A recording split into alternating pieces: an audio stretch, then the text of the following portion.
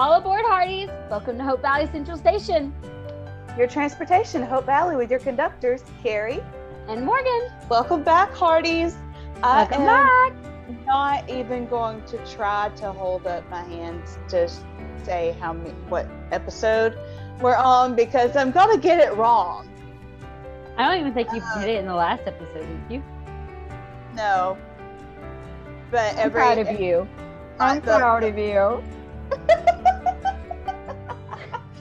Guys, my mom said that after going back and rewatching one of our last, I think it was episode 6, that she watched, she said she thought about getting me one of those big hands like they use at sports games to Bone count finger. on. Yeah, and told her, text that to Morgan, and she was laughing, and I told Morgan that I had told my mom I didn't have shoes on when we recorded that. I started to type my leg up and start counting with my toes, and Morgan's like, I would have fallen out of my chair and died if you had done that. I'm like, I would have fell right over.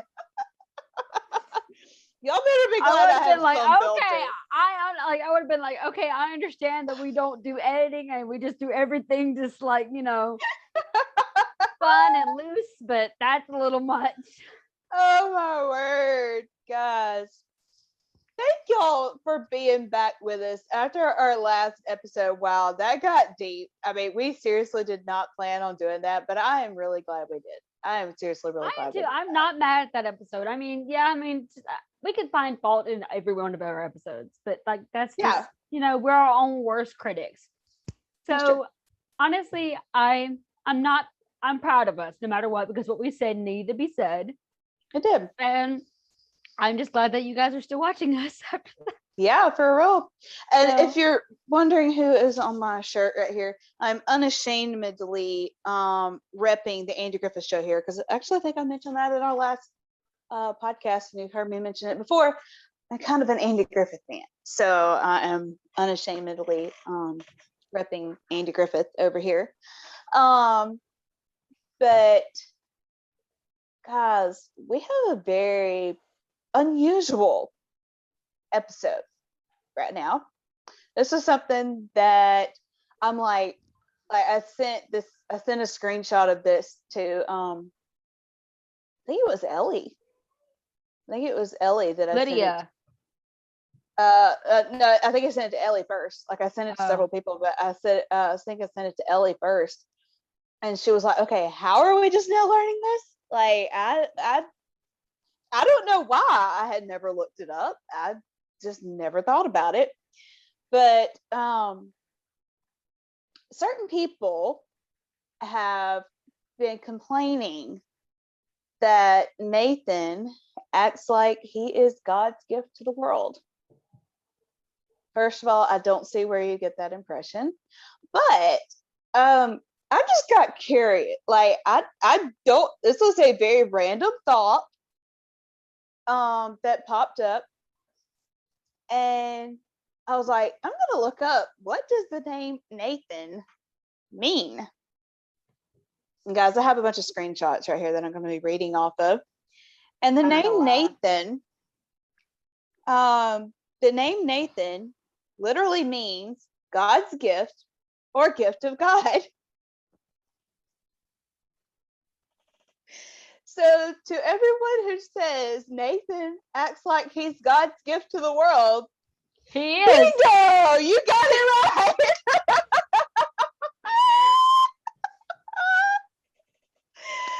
We can't make this stuff up, guys. We had no intention of this being what it was, but we were just Google it. Off. Like, Google it. I am not making this stuff up. Google it. She's not at all. No. And hang on, let me see and actually the name Grant. It has 2 different meanings. Yeah, it does have 2 different meanings. When used as a last name, it is English and especially Scottish and French. It means tall or large, which both kind of fit Nathan, actually. I mean, Kevin's what, 6'3", something like that. He's not a small guy. But as a first name, the name Grant means to give. And he is a very giving person. He is. But we could, not that this would be technical, but since we're just having fun with this, we could say that the name Nathan Grant quite literally means God's gift to give.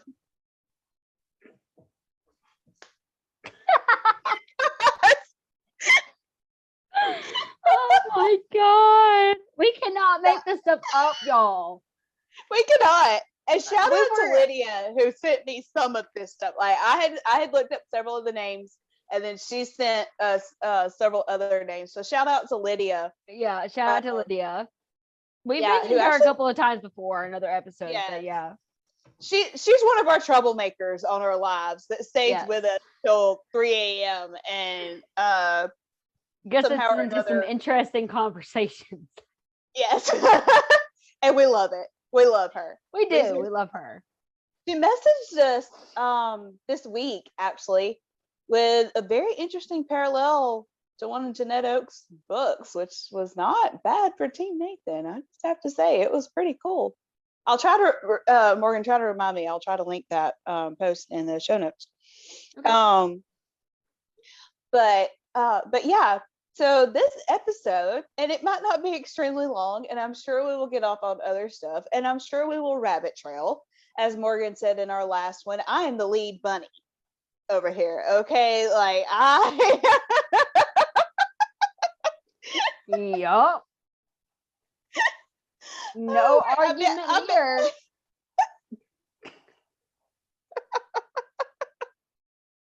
I will say, like, some of the comments I've gotten from people, that a lot of people say that they love Morgan's Cajun personality. Like, they just that's literally what they come here for, is her personality. And I'm over here going, y'all have no idea what she puts up with from me behind the scenes. Like, she is not a sweet Georgia peach all the time, y'all. I mean, she is to me, but she's got a little bit of a firecracker to her. So I haven't. My mother's maiden name was Bailey. Okay, let's just say I have a bit of an Irish temper. Mm-hmm. Yeah. But yeah, y'all better be glad y'all get a somewhat filtered version of me on here. Okay. And hey, I make it interesting by not having much of a filter. So what you see is what you get. High five. What you see is what you get. So yeah, for real. Okay, so getting back to the main topic, the meaning of some of the names in When Calls the Heart. Obviously, we just established that Nathan's name means God's gift, or gift of God, or God's gift to give. Yeah, God's gift to give. I don't remember. I saw some other ones, but they were all very similar. Like these two just kind of like summed it up. Yeah. But they were all very similar. Yeah. So that was very interesting. Well, since we're talking about Nathan, let's move on to Lucas. What does the name Lucas mean? In Latin and in English, Lucas means bringer of light. And when I first saw this and sent that to them, I very jokingly, because y'all know I am team no candles over here, I very jokingly said, well, Mr. Candle got his name correctly. You know, like y'all know I have this thing with candles, like seriously. But in the Greek, Lucas, and again, there are slight variations of the meaning of the name, but I just kind of chose the one that I felt like kind of brought them all together in a summary. So if you look this up, and I did, like I Googled and even just like went to the pictures and was looking at the different definitions and stuff. And to me, I just felt like these kind of brought it together. the best and the best summary of all of them. Yeah. But in the Greek, Lucas means patron saint of doctors, artists, and creatives, which actually fits very well with him, with Elizabeth, of him being the one to help get her book published. So that's actually very interesting. And Lydia, I have to find it here. Hang on, I've got several screenshots on here. Lydia sent kind of name or family name origins and meanings thing to me. And the last name Bouchard, obviously it's French. It says it's from a Norman personal name, Bouchard, composed of the Germanic elements. I'm not even going to try to pronounce this, but basically fort, hardy, brave, and strong. Also in the French, Bouchard apparently is a nickname for someone with a big mouth, which I lost it laughing when I read that. I'm just gonna be honest, like that would I'm not saying Lucas has a big mouth. I am not accusing him of that. I just found this hilarious. Like in the search for what the name Bouchard meant, I just found that hilarious. Yeah. So let's see if there was really anything else. No, not really. It does say it's a very common surname in Canada and New England, which is interesting since apparently Lucas is from New Orleans, which New Orleans is very French. Well, actually, I had something saved. Let me see if it's in here. But I actually did some research, y'all, and Louisiana was the only state that was owned by France, along with Canada. Yeah. So that would be the reason why. Because back in like the 17 to 1800s, it was fairly owned by France for quite a while, along with just yeah. So yeah, it's just kind of interesting. And again, I'm not at all trying to say Lucas has a big mouth. No, I think we all can say that Lucas doesn't have a big mouth. Yeah, we can all say that he doesn't have a big mouth at all. Yeah, he's actually fairly reserved. Yeah. So, which is actually something him and Nathan have in common. I would say the biggest difference between the two of them is that Lucas has a tendency to quote books, so his words aren't necessarily all his own. Per se, whereas Nathan, I think it was Ben, and I think we mentioned this in another episode, but I think it was Ben that plays Hickam that said that basically that now that Nathan had found his voice, he was just going to tell you what he was thinking. Like pretty much he has no filter now, apparently. He's just going to tell it like it is. And so, I'm glad, because I feel like Hope Valley needs some little spice of that. So yes, I've actually really enjoyed that of this season. Yeah, I'm definitely ready for season 9 to show more of that. I'm ready to see happy, funny, comedic, sassy Nathan. I think one of my favorite scenes as far as like banter between the two of them, between Nathan and Elizabeth, is outside the infirmary, the blanket scene, where he wraps it around her and he's like, I used to think it was me you didn't like. And she kind of gives him this look like, why would you think that? And he was like, but now I'm just beginning to think, what was it? Something that she was. So you're just stubborn. Yeah, just stubborn. And she's like, very funny. And he just kind of, snickers. And she's like, by the way, that's not true. Or, that's not true, right? And he's like, yeah. What part exactly? I lost it. I'm like, that is such a Jack line. That is such a Jack and Elizabeth moment right there. The witty banter there, but kind of calling her out at the same time. Yeah, just and that's exactly what Jack would have done. Jack has called her stubborn so many times, like I can't even count. I mean, Lucas had Lucas ever called Elizabeth out on anything really? I don't think so. no, but he did say that he could never really read her. He says, for some reason, I'm usually good at reading people, but I can't seem to figure you out. Yeah. So that says a lot. Yeah, especially with Lucas being a gambler. Yeah. Yeah.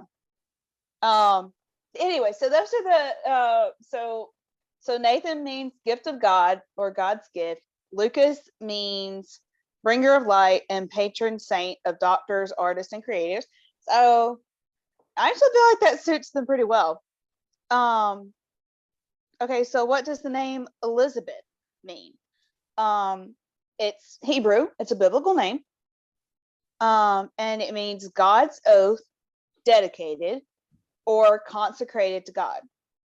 Now, I knew that we were going to be recording this episode, so I was kind of, just thinking over the different names of people in town, and just kind of, what I felt like the significance might be, whatever. And obviously, I knew Elizabeth was a biblical name, so I was kind of going back through my mind, going, okay, who all in the Bible might have been named Elizabeth. And really, I only remember one, but it would have been Zachariah's wife that gave birth to John the Baptist. And I text Amy and Morgan in our group chat that we have. And I'm like, okay, y'all are going to think I'm crazy. Actually, y'all already know I'm crazy. So never mind. But I was like, I've been thinking about this. And I'm like, in the Bible, Elizabeth gave birth to John. Mm-hmm. Well, we've mentioned this before when we've talked about the Call of the Wild, that Jack is a nickname for John. Which I do not get at all. I don't either. We were talking about that before we came on here. We were like, how do you get Jack out of John, Hank out of Henry, Bill out of William? Like, how the heck do they come up with these nicknames? Where? I don't even know. It's so crazy. But I mean, you can Google it. Literally, Jack is a We're not just making John. this up. We're not making this up. Yeah. I mean, we have good imaginations, but no. So that we tend to keep our imaginations in our own writing. So. Yeah. Yeah. But that just kind of struck me as interesting, though, that Elizabeth gave birth to John, and that Jack is a nickname for John. So means anything, doesn't mean anything. I don't know.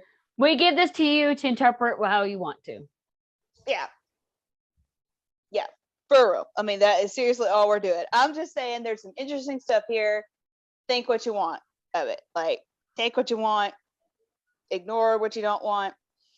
I got some here too. That Lydia sent. William, which if we're not talking about Elizabeth's father, though this could obviously mean for him too. It would match up with him pretty good too. But William is for Bill, right? Bill Avery, yep. Bill Avery's full name is William. In Spanish, it means resolute. Or in other words, protector. Mm-hmm. And Teutonic, like I said, I'm probably butchering this. Sorry. Valiant protector. Which suits Bill to a T.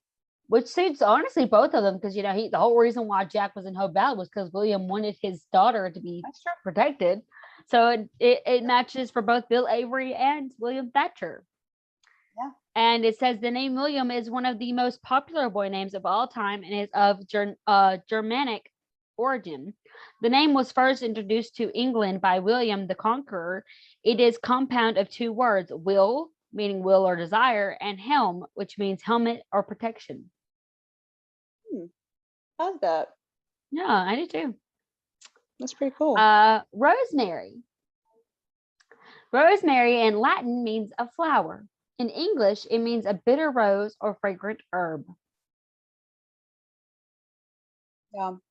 I feel like Rosemary's name suits her because she is just kind of a flower. She is a thing of beauty. She is in some ways larger than life. Yeah.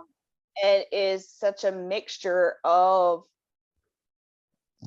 the theatrics and being yeah. like this big and loud and proud woman. Well, I mean, even like as a bitter rose, obviously when she first came to Hope Valley, it was to win Jack back.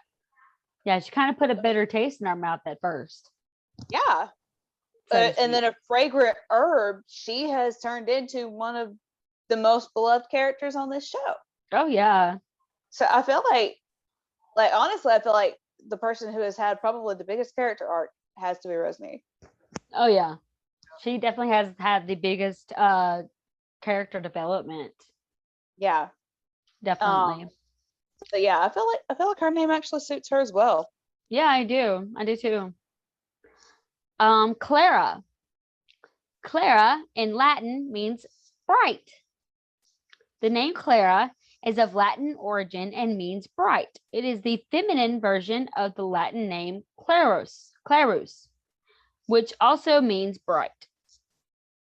I think that's I'm saying that right. Clarus. Or possibly Chlori. I'm not looking at it right now. Sorry. Clarus. Probably possibly. Hang on a second. Let me get to the.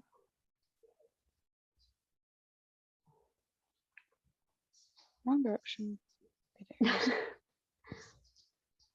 But that definitely describes probably Clarus. Yeah. Clarus, yeah. That definitely describes Clara. I mean, since we first met her, Clara has been like this very bright light in Hope Valley.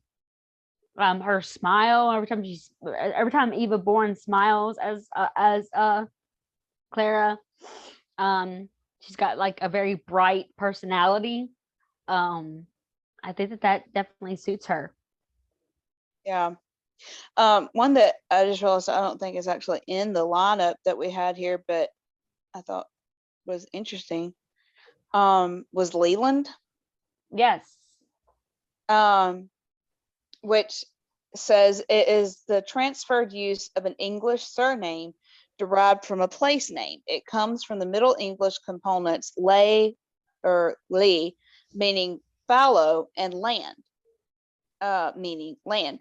So in other words, it means like plowed land. Leland means plowed land, which is making me think of how his story, honestly, from the beginning has been that he believes, but he's not a great man of faith. So in essence, he's a plowed ground for seed to be sown into. Wow, I would have never gotten that at all. That's a very good way of looking at it. That just kind of came to mind. Yeah. So that's a very interesting. I like that. I like that analogy of that. That's actually I like that. I would have never saw it like that. But yeah.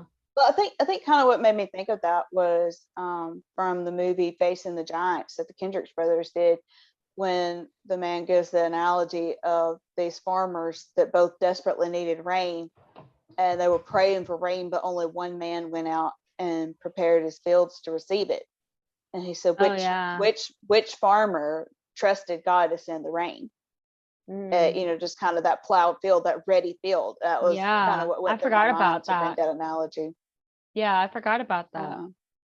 Yeah. So Jesse's has a pretty funny origin for his name. It is also a Hebrew name, and it means wealth. Well, I mean, if you think about it, Jesse, okay, if they have a son, do they need to name him David? Because Jesse was the father of David. I love it. Jesse was the father of David, who became the king of Israel. Guys, there are so many biblical names here. I'm loving this. See, that is very, very interesting. I just think it's funny because like Jesse's always been the one that's had the most money problems out of the whole season.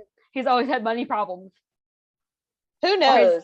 His story has always revolved around money, like either from him being a thief or because he didn't have money and that's why he couldn't propose to Clara, because he didn't have the money to not only buy her a ring, but to support her and to be the husband that he needed to be.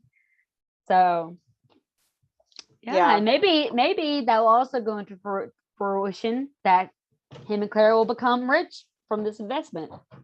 That would be really sweet. Or the oil or something like that. Yeah. The name Fiona. I got curious just a minute ago to look up Fiona because I don't think it was in our original lineup either. I don't think either. But Fiona, and again, it kind of has slightly different meanings, and I just kind of picked the one that I felt like summarized all of them. Y'all can do your own research if you want to. But the name Fiona means the fair one.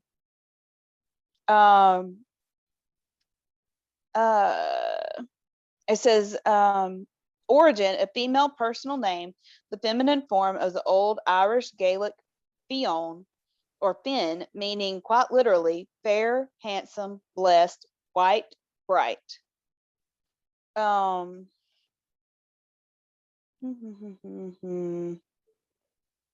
Skip through that.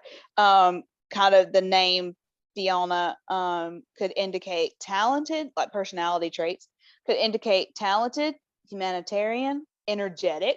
That one's definitely true. Generous, compassionate, fearless, intelligent, optimistic, and honorable. I feel like that suits Fiona pretty well. Oh yeah, 100%. Yeah. The name Joseph, again, another biblical name, obviously. But the name Joseph means he shall add. And Joseph has added quite a lot to Hope Valley. He's brought in a lot of things.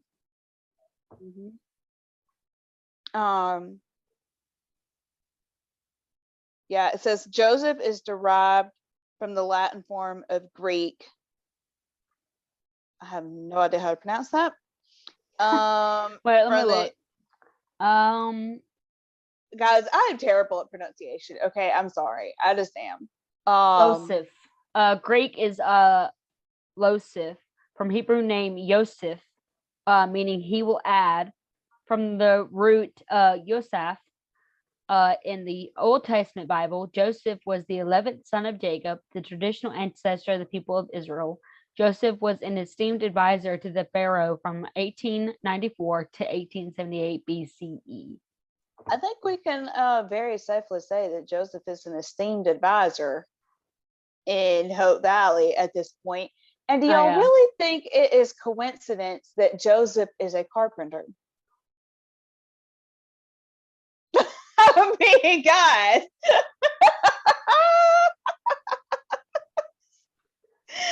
Oh my word. Okay. Now it would have been really too much if they would have named his son Jesus instead of Cooper. Do we even have I don't even think we have the name Cooper on here. Do you want to look that up? Yeah, I know we have Angela, but we don't have Cooper. Let me look Cooper up.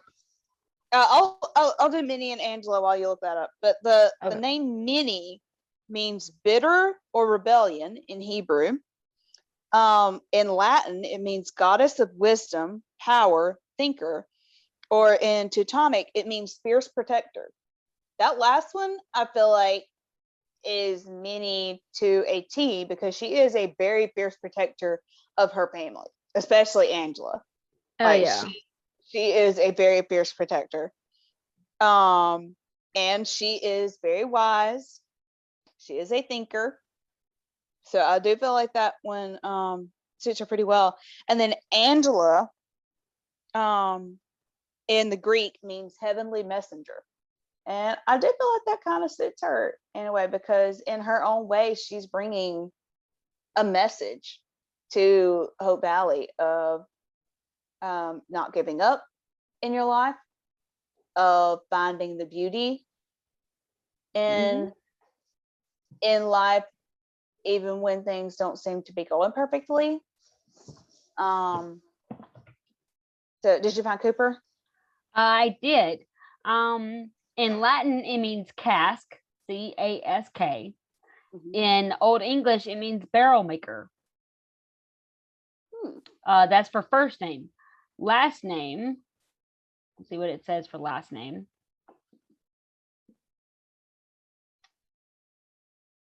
It'll load. Okay. It means the same in last name, too. I don't feel like we really know enough about Cooper at this point because we really don't know much about Cooper. I do find it weird that we don't have a whole lot of scenes with Cooper. Yeah. Maybe it's because he's really young. Yeah. And they don't want to risk him getting sick with the COVID. Yeah. He could be a lot like, I don't know. That is possible. Maybe we'll see. I hope we see more of Cooper in season 9. I feel like he's going to be like a good kid, but a bit of a rascal, if that makes sense. Like kind of like Robert, where he's a good kid, but that he definitely has that little prankster side to him. Not in a vicious way, but I don't know. I just kind of see. I see him because I feel like with a lot of because of Angela kind of needing more of attention than he does. I feel like, some kids go either way when it comes to them being like the kid that doesn't get as much attention as the other one because of special needs. They either go one way or the other. Either they're really quiet, really shy, and just kind of blend into the background, or they are one of these people that is very naturally comedic, can easily get attention onto them because they're so used to having to fight for attention. So who knows? I wonder which side he's going to pick. I kind of hope the more comedic side. I hope he kind of wants to get everyone's attention and kind of play game, like like joke around, be kind of like the Hope Valley's new like class clown or something like that in Mrs. Thatcher's class. Yeah, that'd be kind of cool. I just got curious because again, this is one that don't tell how very well prepared we are for this. But that y'all know we don't script. Y'all know we do not script. But the name Abigail obviously is another biblical name. Yes. Abigail I do not remember who she was married to, but I do remember that he was not a very nice man. And that when David, I think, was kind of like in hiding from Saul, that he sent some of his men to Abigail's husband, kind of asking for provisions and, shelter, kind of, we don't mean you any harm. I know we've got an army over here. Don't worry. We're not here to harm you, whatever.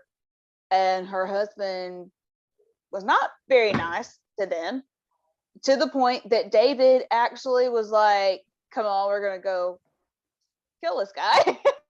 If we're just being honest, the Old Testament was kind of gruesome. That Abigail went out, took donkeys, took a bunch of supplies, whatever, and went out to meet David on his way to come kill her husband, to appease him, like a peace offering and kind of an apology. And that David kind of accepted her apology, accepted her gifts, whatever. Well, then I don't honestly remember right off the top of my head how her husband ends up dying, but that her husband dies, and that David kind of, once he learned the man had died, sent and had Abigail come to become his wife. So she was actually one of the wives of David in the Old Testament. And there are probably some people that could do a lot more detailed description of that story than I could. You did a lot better than I probably could have. But the name Abigail is a Hebrew name, and it means a father's joy. Abigail, meaning my father's joy, is directly derived from the Hebrew name Abigail. It can also be interpreted to mean my father is exaltation and my father is joy. And Abigail is definitely a joy to have on the show and to be able to watch. She's a joy to the town. She lifts everyone up. She's a great light, and which is also kind of another way of being able to talk about joy, like being a light. Since we're mentioning Abigail, our sweet Abigail, we have to mention Henry.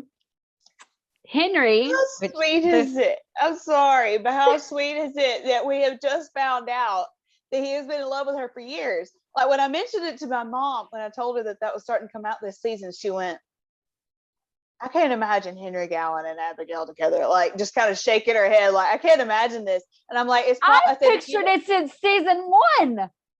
Well, I think to her, like all she's ever seen him as is the bad guy. Yeah. Like the villain. So I think she's just kind of like, and I told her, I said, I think honestly, if you had seen the later seasons and kind of seen his story and how they've interacted and stuff, I think you would see it a little more.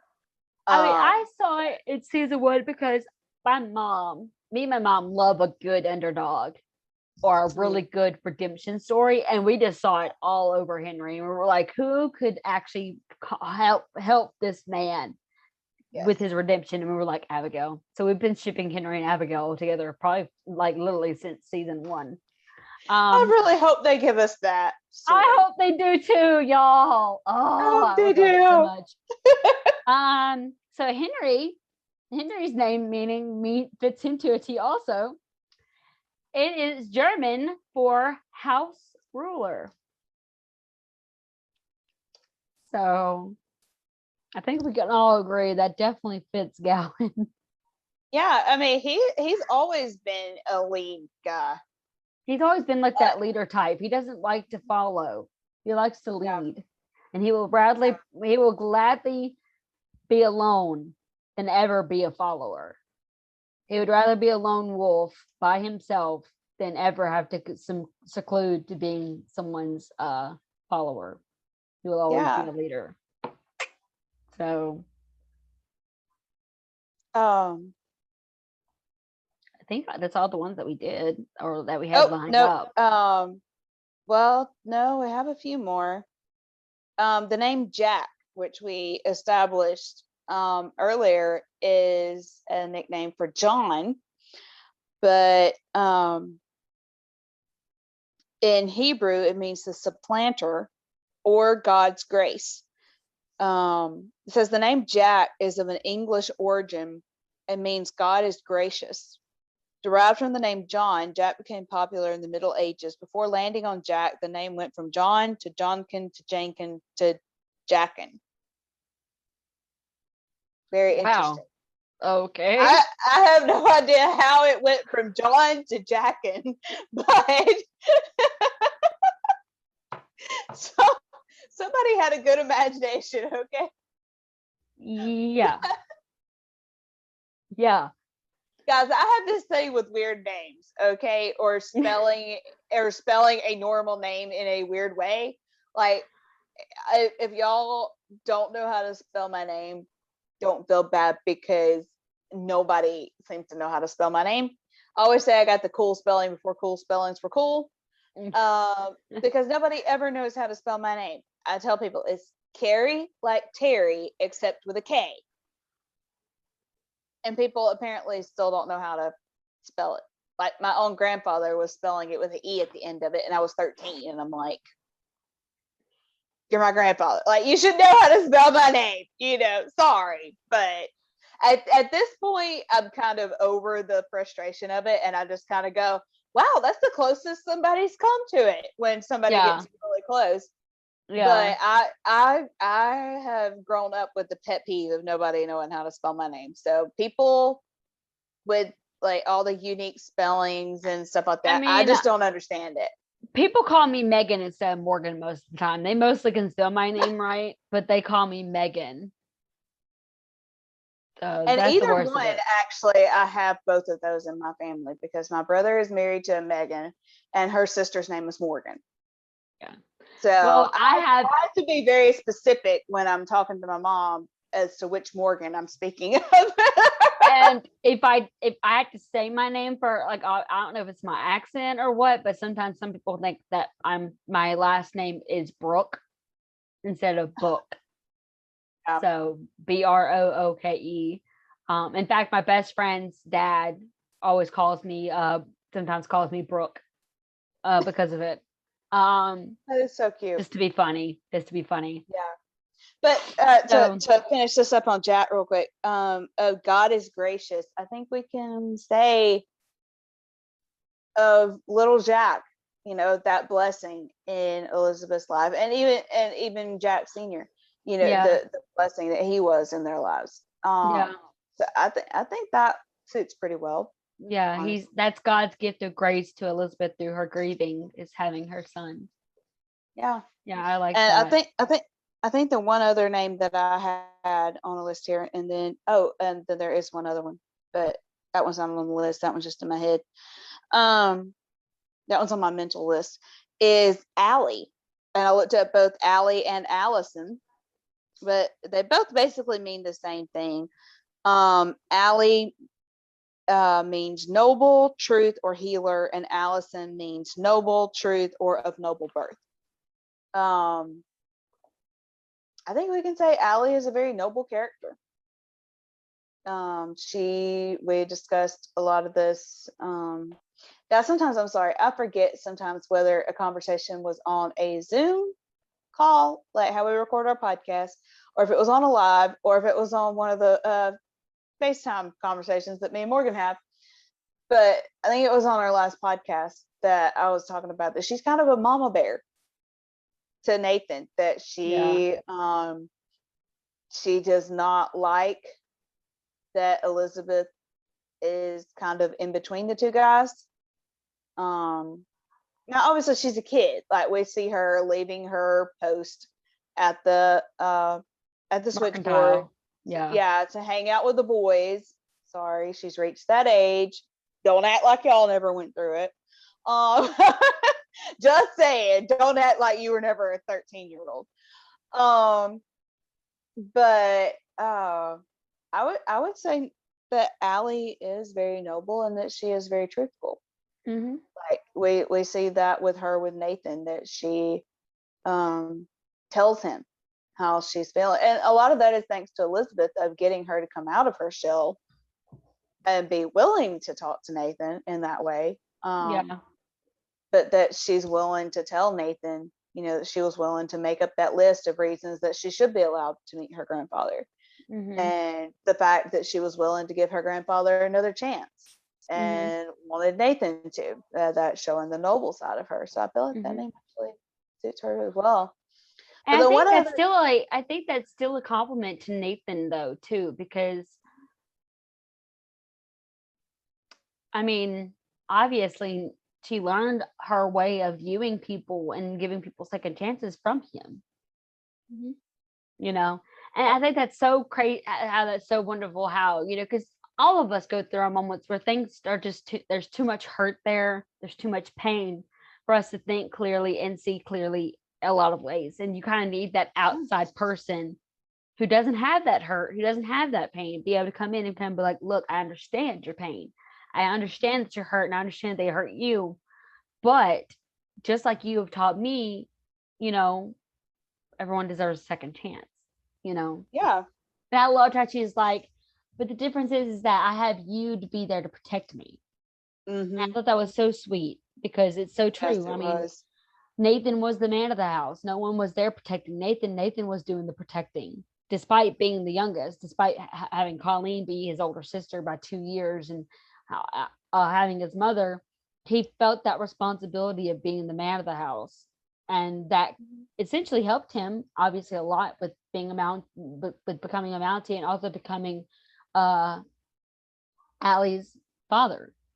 A good father to Allie, because he knew what he missed. Yeah.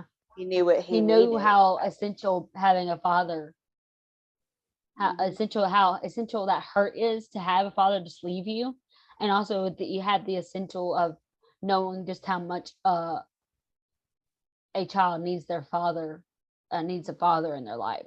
So yeah. The one that's in my head, and then I just got curious about some other ones, so I'm fixing to start looking some more up. But the one that's in my head is Michael. I just heard, I have some I'm just gonna say distant relatives that live in Florida, and Morgan and I think, was it Amy that we were talking to the other night when we were saying that Florida seems like it's the most misplaced state in the union. It's like a northern state. It was with Amy. But down south. Yeah. Yeah. And I'm not meaning that critically. It's just like the way they talk, and just kind of the culture, or whatever. It just doesn't seem to flow with the rest of the South. But that my mom would be calling my brother, and this relative would be up for a visit, and they would be like, "Why are you calling him Michael?" And she's like, "I'm not saying Michael, it's Michael." But I just heard it in my voice, like my southern accent. You can actually hear it, when you really start dissecting Michael. it, you can hear it. Yeah. Michael. Yeah. Michael. Michael. So, Mike Hickam. Yeah. Hickam. I'm sorry. I have a hard time not just calling him Hickam, because he didn't even have a first name that we knew of until the last couple of I know. For the longest time we were just called him Hickam, and I was like, well, and you notice that the majority of the time they still refer to him as Michael Hickam. Yeah. And it's like, that is really awkward. I'm sorry. But anyway, I happen to know that the name Michael means one who is like the Lord. Because that is my brother's name. And he always, when he would be picking on me, would remind me of that. And he would use the joke of, God has called me to do this. So I would come back at him with, I think you mistook your calling. Sibling love, y'all. Sibling love. Oh, I know it well. Yeah. But I just looked up the name Florence, just out of curiosity.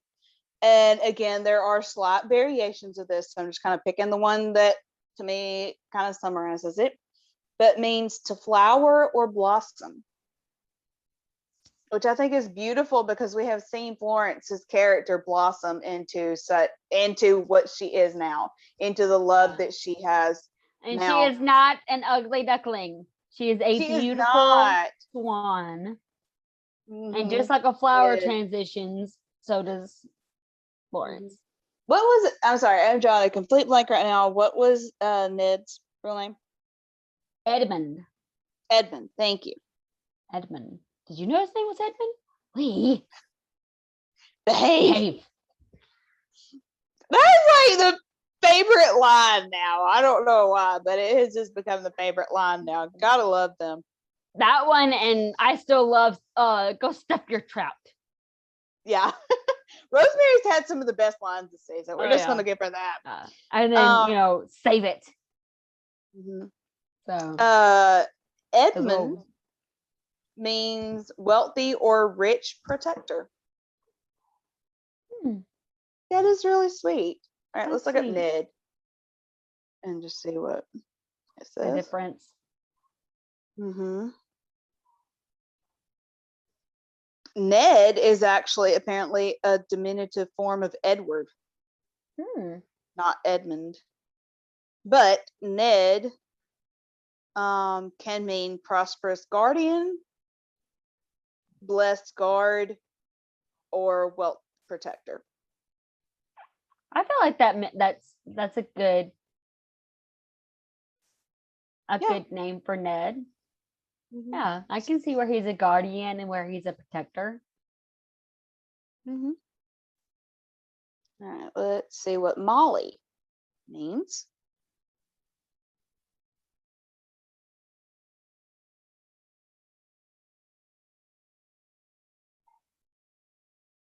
Mm-hmm. I'm actually seeing like two totally different,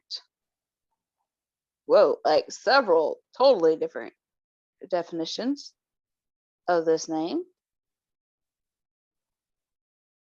So I'm just going to read off a few different ones that I'm seeing here.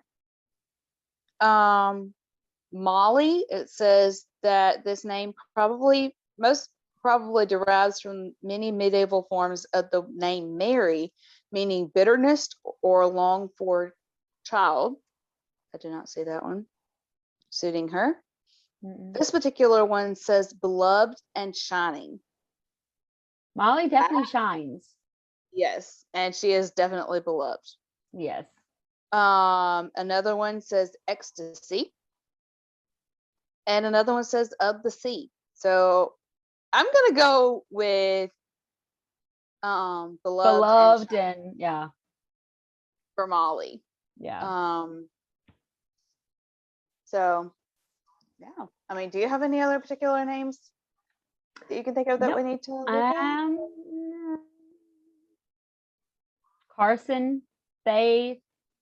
Carson We and didn't do Faith. them. Okay, let me look up Carson. We didn't do. I think Carson and Faith are the only two we haven't done. So are kind of of main characters. Yeah. Of main characters, yeah. We could also do Cody, I guess, since we did Abigail. That's true. I'll look up Cody. Okay.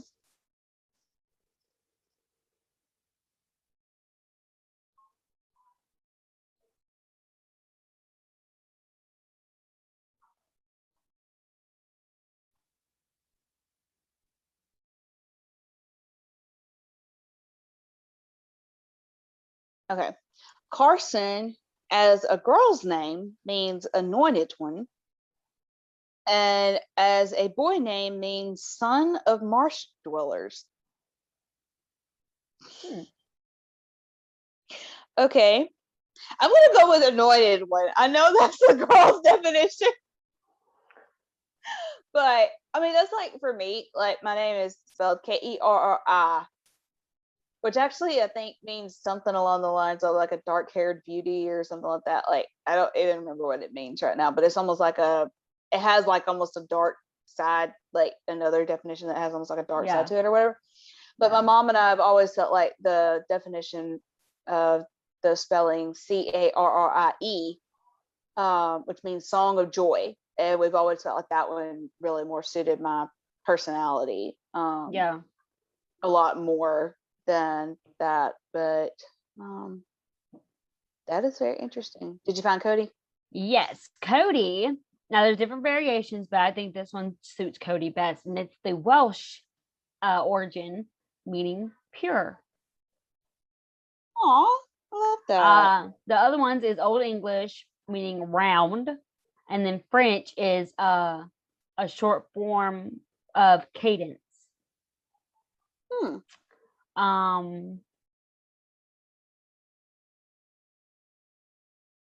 But yeah, I think that fits Cody. Yeah, I would say so. Bait.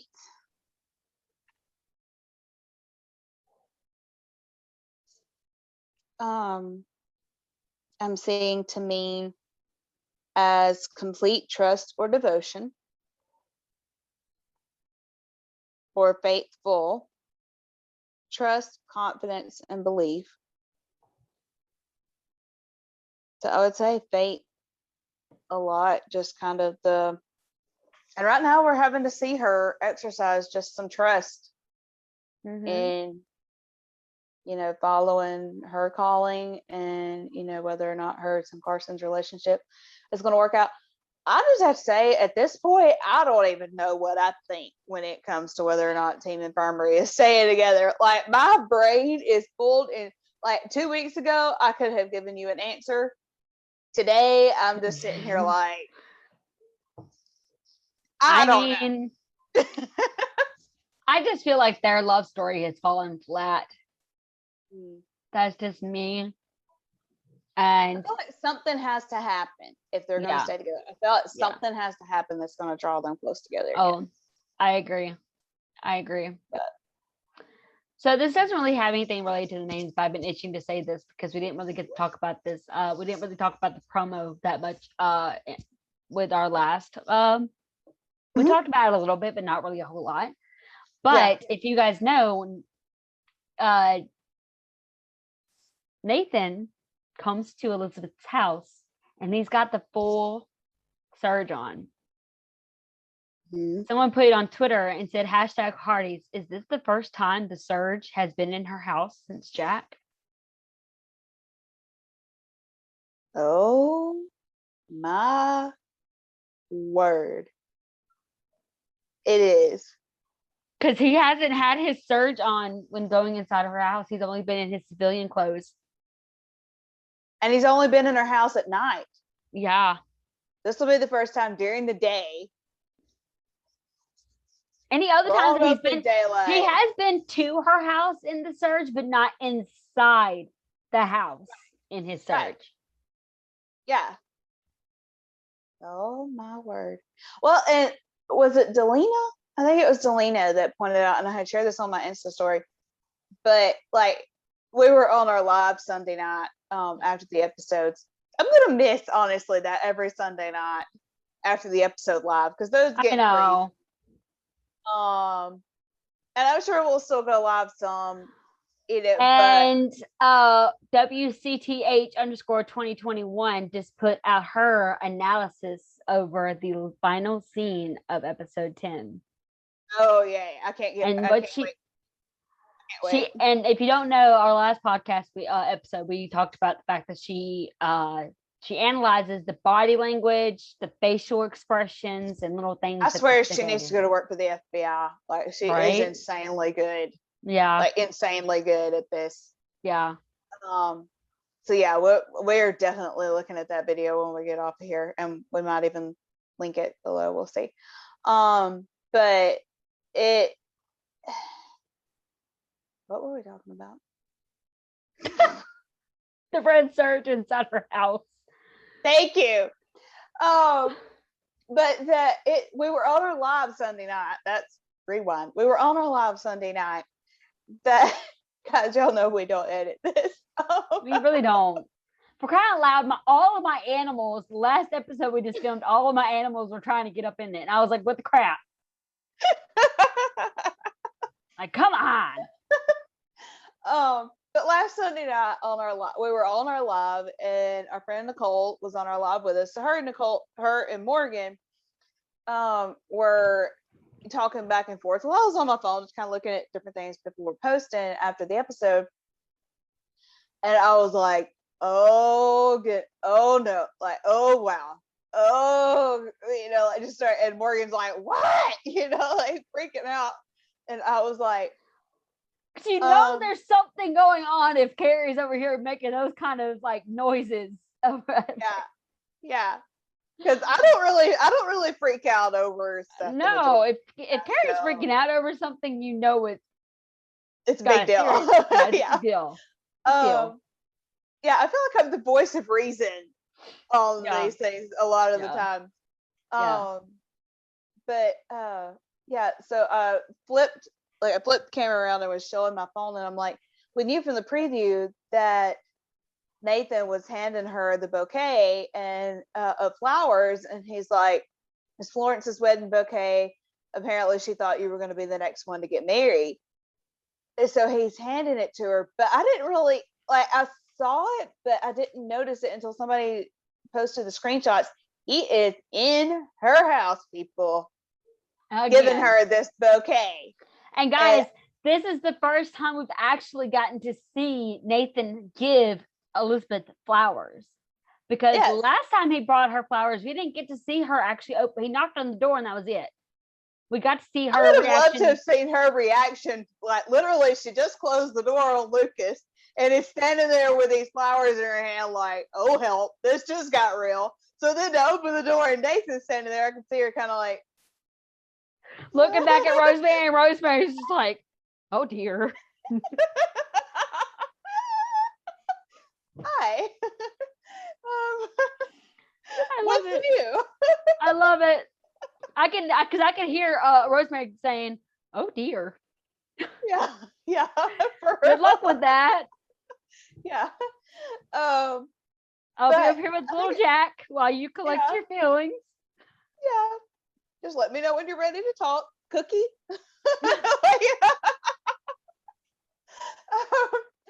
But it did not dawn on me until I saw those pictures that Nathan was inside her house giving her this.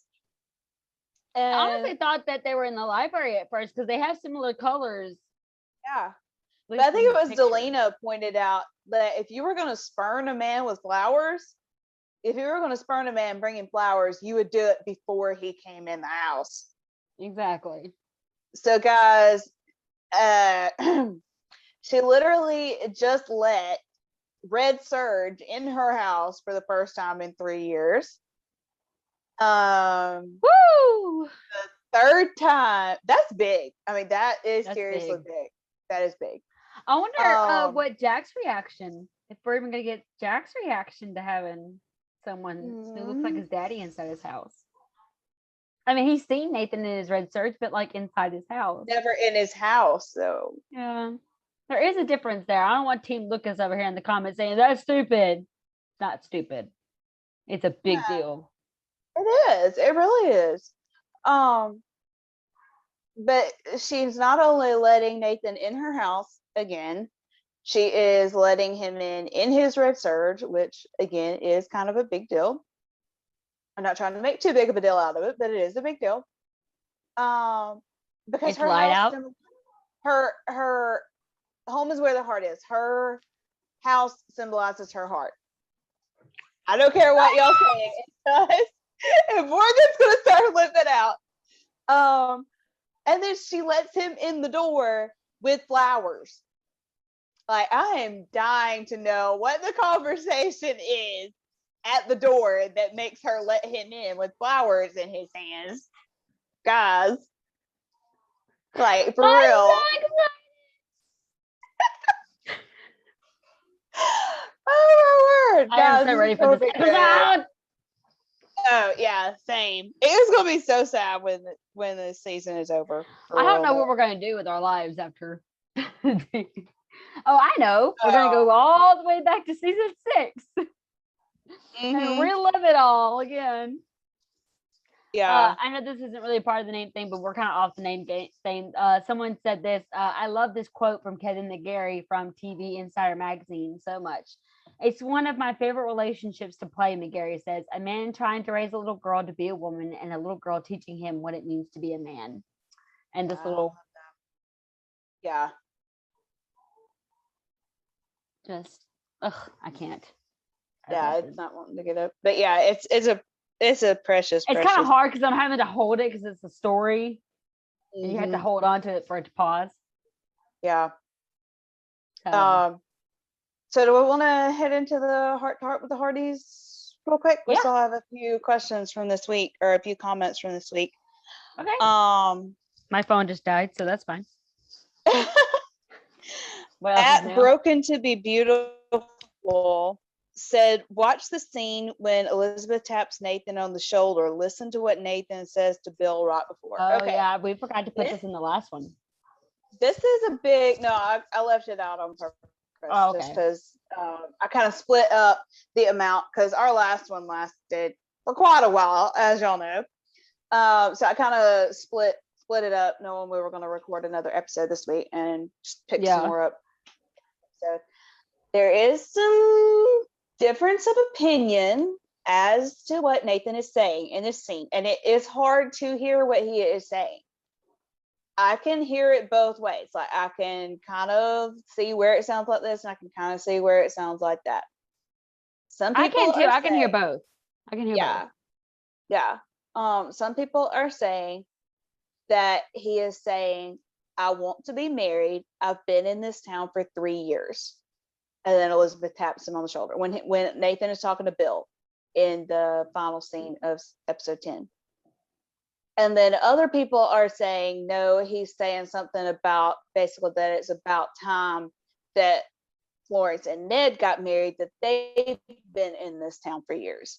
Y'all comment below and let us know what y'all think he said. Again, I can kind of hear it both ways. It's really hard to me to 100% decipher what he is saying. Let's say Ellie put that in her I'll have to see if Ellie put that in her analysis video. That would be interesting to see what she said. We haven't watched it yet, so we don't know if she said anything about it or not. So yeah, y'all let us know what you think he said. At Jessica.Aaron_88 said, I was just so too happy to see this, talking about them holding hands, because guys, the picture that I used for the slide to put the heart to heart with the Hardys box, say that 10 times fast. Was the picture from the episode finale, the final part. Pretty much of them in their wedding stance holding hands. Thank you. From episode 10. I'm sorry, I'm having trouble with words all of a sudden. Golly. But yes, we were happy to see it too. Whether or not it is just as friends comforting each other, or whether it is two people standing there in love, we were very happy to see the two of them resolve that issue and be able to kind of she was pretty angry with him, and he was pretty upset, obviously, because like he's already feeling all this guilt, and that was one of his biggest fears, I feel like, was her not forgiving him and being angry at him for being the reason why her husband's dead. Mm-hmm. Yeah, you know, I had no doubt in my mind that he feared that Elizabeth would hate him once he told her. Well, I mean, that's why he didn't tell her, because they didn't want to ruin what he was building with her. Yeah. At in Mend 09 said that it was their favorite episode. I have to say these last several, I think the last 5 episodes of this season are going to be my favorites, like all 5. Oh yeah. Oh, the entire series. Yeah, in my really. opinion. In my opinion. They have been incredible. Our friend Michaela, we love you. We pick on you to death, but we love you. Said, I love you, Michaela. You know I love you. Says, oh my goodness, this makes up for it all. I have to say that was a very precious scene, and I think it did a lot of healing for Team Nathan's heart. I think it did too, but I definitely think that kiss is gonna really be what's gonna make it all worth it. I'm gonna save that for the kiss. But if not, then if he doesn't, if he's not the one that gives the kiss, then yeah, I'll take the handhold as worth it. Yeah. So. Well, this is Kerri. Sorry, it threw me off for just a second because she changed her profile picture, and I get used to seeing people's profile pictures, and it always throws me off, and I have to remember stuff. Yeah. But at Lynn calls the heart Graham, which is our friend Kerri, said, I now pronounce you husband and wife. You may now kiss and adopt Allie and Jack.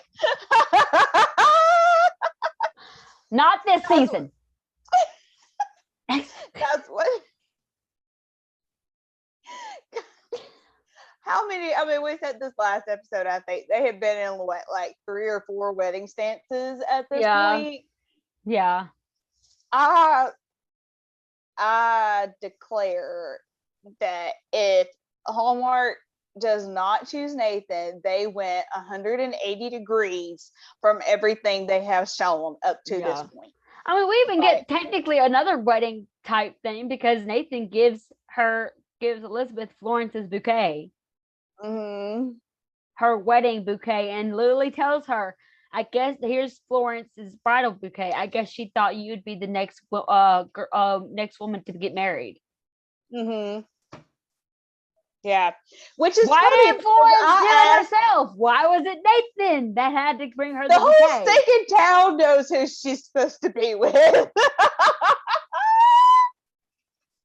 I don't even think they fully believe that she's in a relationship with Lucas. I wouldn't be surprised if they showed, after all, that they were even shocked to find out that she had even had a little thing with Lucas. I mean, I have to say, I think the only person besides Rosemary and Lee, obviously, that know that has to be Gustav.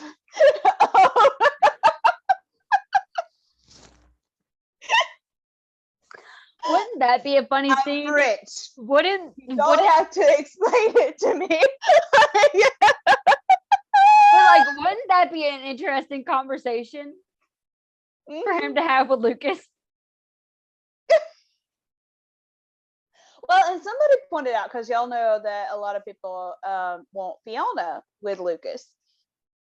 And somebody pointed out that Fiona was not around during the main episode. Like, she was out of town during the main episodes of Lucas and Elizabeth having dates. And they were like, that was probably on purpose so she wouldn't see that. And I mean, we know from episode 10 that Mike, first of all, they were so cute. I mean, Mike and Fiona were so cute. Him saying that he viewed her as more than a friend. You can tell she starts freaking out, and he's like, I view you as a confidant. And she's like, oh, that's sweet, and then she ends up asking him to dance at the reception and stuff. And apparently he was talking to her about a business proposition that would actually put her sort of partners with Lucas and Henry. I'm just saying. Well, she needs, in the words of Fiona, she would need Lucas and Henry's blessing. Yeah. So I don't know. There's just some stuff lining up there. But she does see them obviously sitting together for the wedding.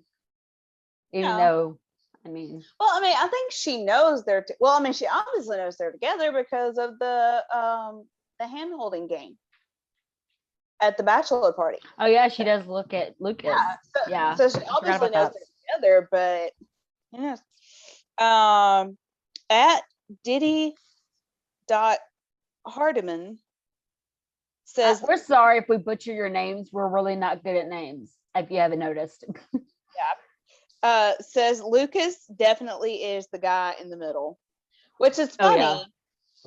Which is funny that she said that, because it just now dawned on me that in that particular scene, I noticed something because I remember somebody pointing out that in the first, the public hand holding scene between Lucas and Elizabeth, that they were not centered with the church, like things were off balance. Like everything wasn't all symmetrical, and that is on purpose, guys. I have worked on the movie set. I know how much detail they put into stuff like that. So that was very interesting. But I noticed that Nathan and Elizabeth, when they're standing there holding hands, that they're not centered of the window. They're like just to the side of it. But when Lucas steps up, they're centered of where Lucas was standing. So Lucas quite literally is the man in the middle. If you look at the dynamic of that scene, if you look at the blocking of that scene, that's what it's referred to, the blocking, where people are standing, where they move to, whatever. There are literally tape marks on the ground and on the floor where they're supposed to do, where they're supposed to stop, and whatever. It is not happenstance where they end up. Yeah. Even I know that, and I've never worked on a movie set. Yeah. So Lucas quite literally is the man in the middle, which he also, if you think back, depicted himself to Allie as that when he talked to Allie a couple episodes ago. So that is very interesting. Okay, I think we might have covered them all now. Oh no, sorry, one more. At Hardy from Hope Valley said, I don't even know what to say except wow. I'll keep trying to process through and probably be back. I think we all pretty much feel that way immediately following an episode, because these are from Sunday night. Yeah, I posted this in the story on Sunday night, so this is from Sunday night. But it's like I've said multiple times, sometimes after an episode, I kind of we do the lives directly after, and I'll say this on the live. Sometimes I'll tell them once I get a good night's sleep, I'm good. All of my feelings about the episode, all my thoughts and stuff, and then obviously reading some of the other people's stuff that they write, their analyzations and stuff like that. They help. But yeah, sometimes you do kind of need a good night's sleep after a stressful episode to kind of regain your thoughts and your emotions. I remember one time something happened and Amy was all keyed up about it, and I started answering her and was sending several texts, and she was like, keep talking, and I just started laughing oh my word. Yeah, she always comes to us and messages us. I literally had somebody texting me today, and I told her, I was like, I think she texts me. I think she texts Morgan. I think Yeah, she. if she texts you, she texts me, and then she texted Amy too. Yeah, I think so. Yeah. But and guys, it's not like we talk about people behind their backs. We were concerned for this call Yeah. because she texts all of us regularly, and we were really concerned for her. Just because she deals with such anxiety and like she was on our lives and just really anxious and whatever. So when she texted me today, I responded to her and I was like, I do not mean this at all rude. I am saying this from a place of love. You might need to find something else to put your mind on other than this, and bless her heart, she kind of shared some things that she's going through personally. And I mean, bless her heart, she's having a rough time. And I'm like, I've gone through some of that with my family, so I get it. You'll be in my prayers. But she says she's kind of been using When Calls the Heart as a reality escape. And I'm just kind of like in the back of my mind going, well, you might be trying to escape the anxiety of real life, but this is putting you into a panic attack. So you might want to find something else to distract yourself. But, but bless her heart, I felt bad because she almost seemed like she like wasn't gonna text me anymore, like, sorry I bothered you. And I'm like, no, I'm not asking you to not text me. I was like, my text was not at all meaning that. I was like, a lot of people have told me and Morgan both that we're like their therapists. I said, so my text was in love, kind of as a therapist. This is my prescription to you. I'm like, I don't know how else to word that, but so we kept chit-chatting back and forth, and she was like, you need to start charging a fee for therapy. And I was like, I'm not gonna knock it, but right. But no, guys, we seriously, like, we appreciate that. I mean, when we first started these lives, is that we had no idea what was about to come of that. And I mean, just the fact that people, I remember Morgan, one day I had been texting somebody, and they had like message or typed to text me and went, I would hate to be anybody trying to argue with you because you're good. Like, just you lay the facts out there. Like, you can't argue with this. And I'll have somebody text me earlier and go, okay, what was your post on such and such? I need to send it to somebody. And I was just cracking up. I'm like, here you go, send it on the post. But I'm really thankful that we have been able to be there for people, and that we are able to kind of be that place where people can come and feel safe to let out all of their fears and frustrations and whatever. But at the same time, to know that we're gonna quote unquote set them straight. That's a little harsh of a word, but I don't know how to word it. That will speak truth to them, but in a manner that it doesn't hurt. At least, I mean, the truth will always hurt. Yeah. We word it in a way that is helpful to them, and it helps them process what they're already feeling. Like, I don't know how many times after our first ever live, we were having a ton of people not only tell us that we need to do a podcast, but telling us that we, to keep doing the lives, that they were having so much fun, that not only were we making them laugh, but we were giving them hope for Nathan, and hope for what the writers were doing. Because I think we started doing our live I think after the second episode. I think so, something like that. Yeah, it was pretty early on. Yeah, it was pretty early on, but it wasn't the first episode, I don't think. I think it was after the second episode, which was the big episode. But yeah, and I've had several people message me even then, this, freaking out, of course, especially after y'all. I woke up one time to legit 50 messages after the episode where Elizabeth and Lucas start officially courting. My fingers hurt. I got to the point where I was literally just copying and pasting the same thing to each person because like we had so many people freaking out. And I legit told him, like, if anything, this gives me even more confidence that Nathan's gonna win. Yeah. But yeah. And we're glad that that you guys actually want to come to us. Yeah. Like that is a huge compliment to us because it's like we don't really, I mean, because it's so easy of us to be like, why? Like, what is it that we're like? How are we so special enough for you think that you know, like our advice actually means that much? Like we don't see, you know. If anything, I'm reading all these other people's posts going, oh yeah, that makes sense. That makes sense. Wow, I didn't even think of that, and just kind of compiling it all together. So it almost makes you feel like a fraud because you're like, which is why we're constantly telling y'all, go check out the Hardy. Yeah, because we will full on tell you exactly what person to go to.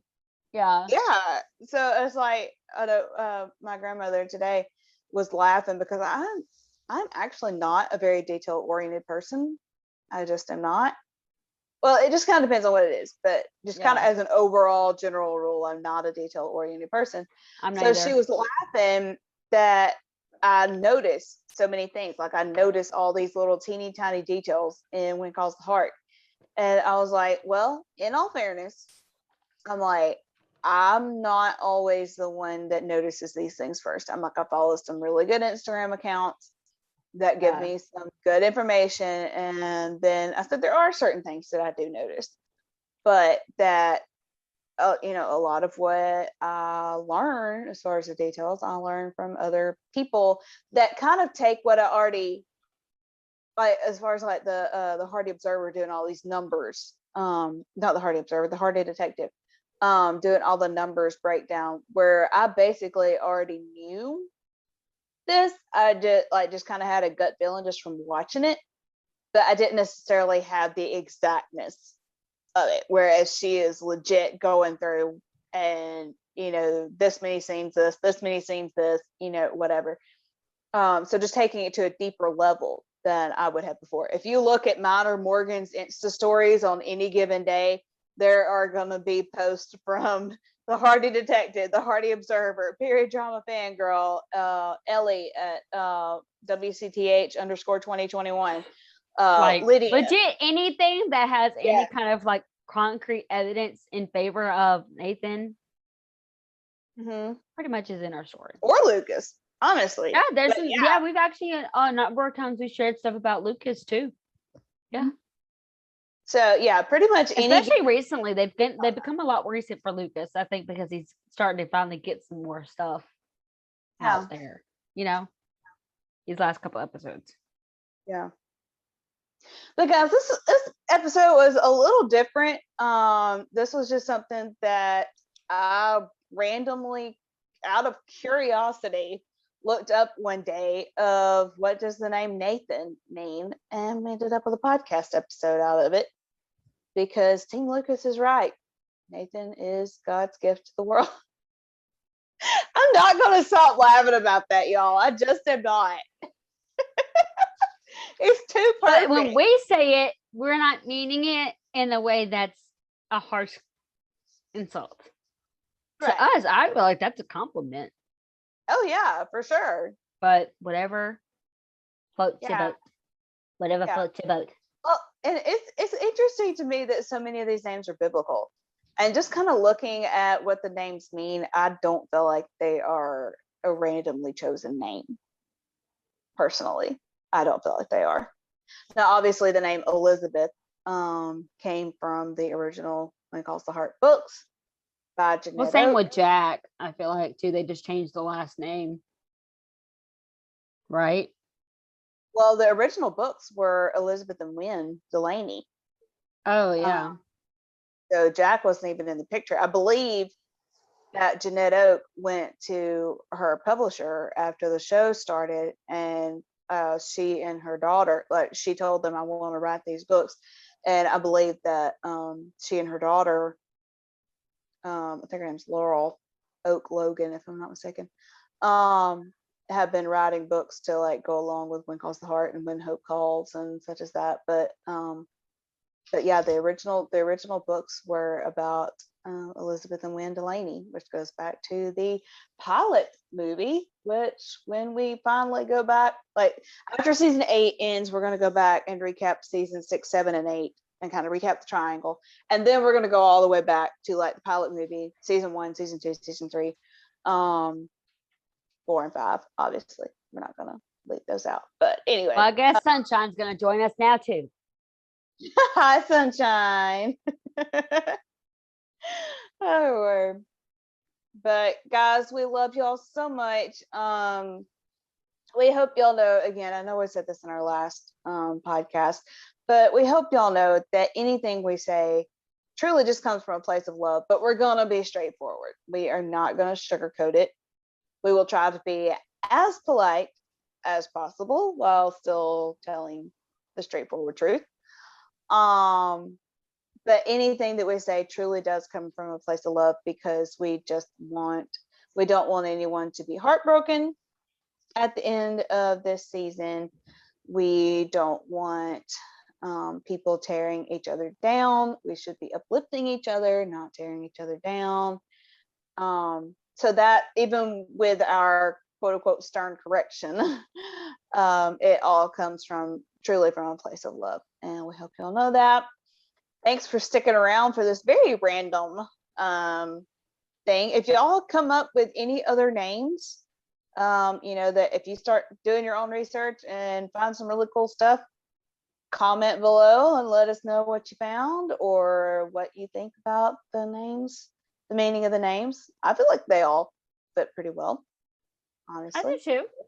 Yeah.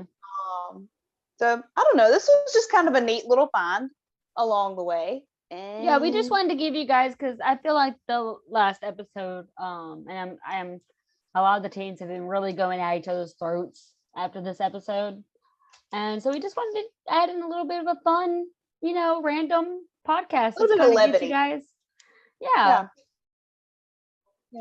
But she said it right. We do love you guys, and we appreciate y'all so much for watching these, for sticking through them, no matter how long they are, and no matter how delusional we seem, you guys still stick around. So yeah, we wouldn't be doing this without you guys. Definitely would not. Well, guys, we only have 2 more episodes of season 8 coming up. I'm actually going to be out of town for the finale. Fingers crossed we'll be able to watch. I'm going to try my best to be in a hotel room that night and able to watch and us get to do our reaction and stuff, which we've talked about possibly not going live directly after that episode, because we always go live after the episode. We've mentioned the possibility of not going live and just getting on a Zoom call directly after. So our podcast episode reaction to the finale would be like real time, because usually we record our kind of review of the episode the day after. So this would be like the legit first impression, screaming, crying, whatever. I have not cried this entire season. I am very likely to be crying at the end. Me too. Oh yeah.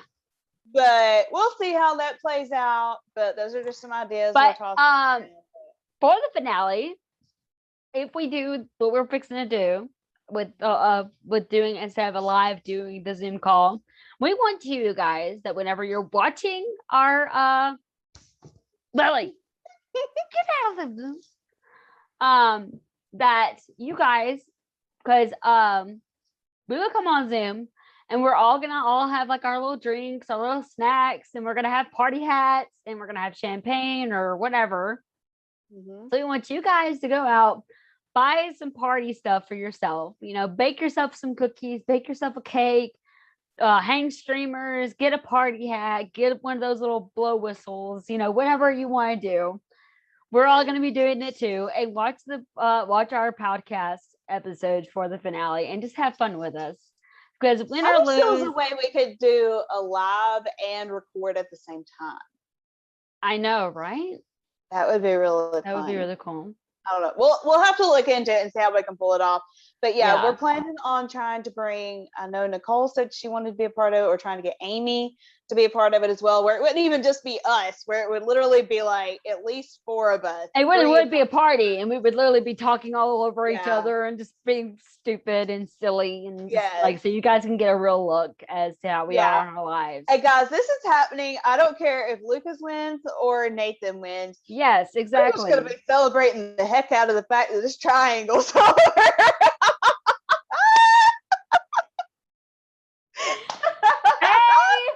To the amen.